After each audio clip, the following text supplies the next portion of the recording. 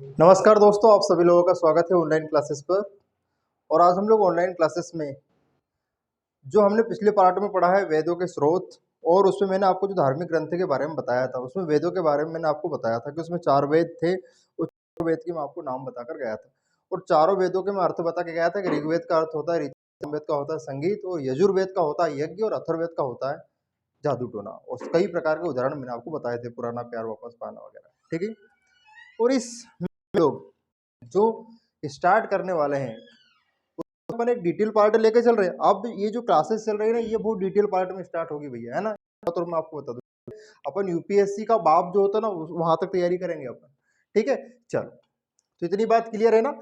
अब इसमें अपन लोग बात कर लेते हैं कि ऋग्वेद एक्चुअल में है क्या। तो ऋग्वेद में आपको बताता हूँ कि जो ऋग्वेद है ना, ये ऋचाओं के क्रमबद्ध ज्ञान को क्या कहते हैं, ऋग्वेद कहते हैं। तो जहां भी क्रमबद्ध लग जाए ना, समझ जाओ उसमें जो बात होगी ना, किसी न किसी सीक्वेंस की बात होती है। और विज्ञान में एक चीज बहुत अच्छे से बता दूं कि किसी भी क्रमबद्ध ज्ञान ही विज्ञान है। पड़ गई सूझ। और पहले विज्ञान क्या हुआ करता था, पहले विज्ञान तो कुछ होता नहीं था। तो विज्ञान के बारे में पहले किसने बताया हमें, वेदों के बारे में बताया, है ना। तो ये ऋचा ऋचा क्या चीज है, तो ऋचा है बेटा मंत्र, है ना। तो मंत्रों के व्यवस्थित समूह को क्या कहते हैं, ऋग्वेद कहते हैं।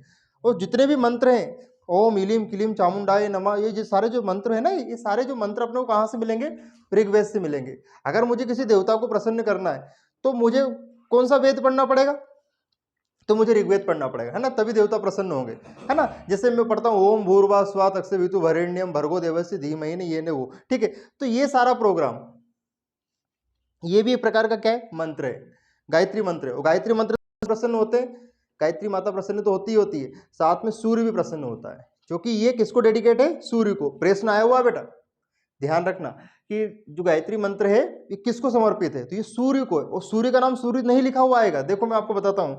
यहां इसमें कहीं ना कहीं आपको ये दिखा आप लोग क्या लिखा है, सावित्री। तो सूर्य देवता का नाम क्या निकल का है, सावित्री निकल का है। तो वहां 4 ऑप्शन में सूर्य नहीं दिखाई देगा भैया, 4 ऑप्शन में किसको ढूंढना है, सावित्री को। जहां सावित्री दिखे, सावित्री, वही अपनी हो जाएगी, नहीं पड़ी सूझ। ठीक है, चलो, तो इतनी बातें समझ में आ गई। तो ऋग्वेद ऋचाओं के क्रमबद्ध ज्ञान को क्या कहते हैं, ऋग्वेद कहते हैं। इतनी बातें क्लियर है। और ऋग्वेद का एक संस्कृत नाम क्या हो गया, ऋचा हो गया। ठीक है, अच्छा, इसको पढ़ने वाला, अब देखो पहले क्या होता था कि जो वेद पढ़ने का अधिकार था वो सिर्फ पंडितों को था। अगर कोई शूद्र, है ना, अछूत निम्न कुल का व्यक्ति अगर कोई वेद का श्रवण कर लेता था तो उसके कानों में लोहा गर्म करके कानों में डाल देते थे। सोचो, इतना खतरनाक। अगर कोई बोलने लग जाता था वेदों के बारे में तो उसकी जीवान काट ली जाती थी। तो ऐसा प्रोग्राम होता था। तो पहले जमाने की बात करते तो पहले जमाने में जो वेद पढ़ने का अधिकार था वो भी इनको था, ब्राह्मणों को, है ना। तो हमारे जो नियम कायदे, सामाजिक जो व्यवस्था है, ये सब किसने बनाई है, ब्राह्मणों ने बनाई है। ठीक है, अच्छा, तो ये इस वेद को पढ़ने वाला क्या, होत्र।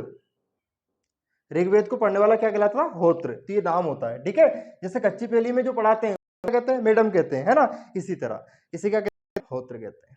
पढ़ गई। चलो आगे बात करें, मंडल। मंडल है कि कमंडल है, मंडल। तो देखो कोई सी भी किताब होती है तो उसमें अध्याय वगैरह होते हैं। तो ये अध्याय कितने थे, 10 अध्याय थे, है ना। फिर सूक्त, सूक्त का मतलब क्या है, सूत्र। इसमें कितने सूत्र के बारे में बताया गया है, तो 10 28। तो 10 तो दोनों में कॉमन है, 10 तो दोनों में क्या है, कॉमन है, कॉमन ले ले। क्या बचा, 28। तो भैया सूक्त तो 28 लगा देना। मंडल की बात हो तो 10 मंडल। अच्छा, इसके बाद इसके अंदर ऋचा मतलब मंत्र कितने हैं, तो देखो 10 फिर आ गया। तो 10 तो अपने को बहुत साथ दे रहे, देखो 10 10 10। अलग से संख्या क्या याद रखना है, 4 6 2, 4 6 2। तो टोटल कितनी हो गई, 10,462। नहीं पड़ी सूझ, पढ़ गए ना। चलो, तो इतनी बातें क्लियर है क्या, बोलो हाँ। तो ऋग्वेद को पढ़ने वाला होत्र, मंडल, 10 सूक्त। सूक्त का मतलब मैंने बता दिया, सूत्र लिख देता हूं यहां पर। मंडल मतलब क्या हो गया, अध्याय हो जाएंगे यहां पर भैया। ठीक है, और ये मंत्र हो जाएंगे। जैसे 2020 होती है ना, 20 आप कॉलेज की पढ़ते हैं, उसमें यूनिट आती है, तो ये यूनिट ही है मंडल। अच्छा, तीसरा मंडल क्या कहता है, इतने सारे मंडल में जो प्रमुख मंडल है उनके बारे में अपन चर्चा कर लेते हैं। तो तीसरा मंडल, और तीसरा मंडल में किसका उल्लेख है, तो तीसरा मंडल में उल्लेख है गायत्री मंत्र का। किसका है, गायत्री। अब गायत्री को 3 बार बोलो, गायत्री गायत्री गायत्री।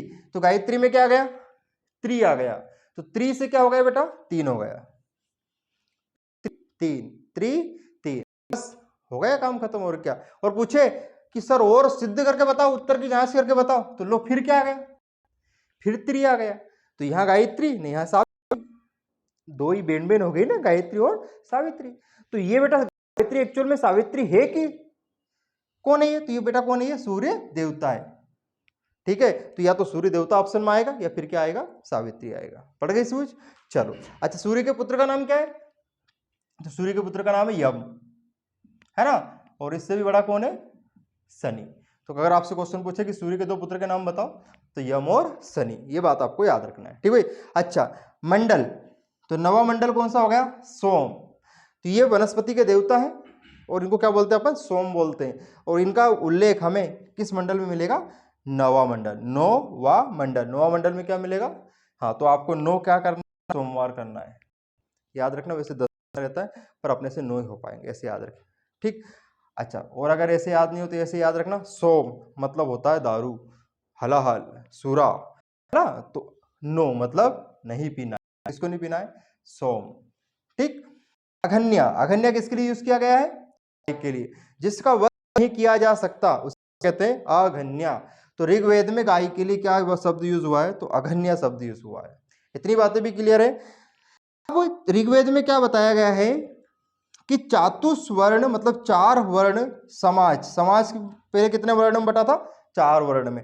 और समाज के जो 4 वर्ण है, 4 वर्ण कौन कौन से, ब्राह्मण, क्षत्रिय, वैश्य, शूद्र।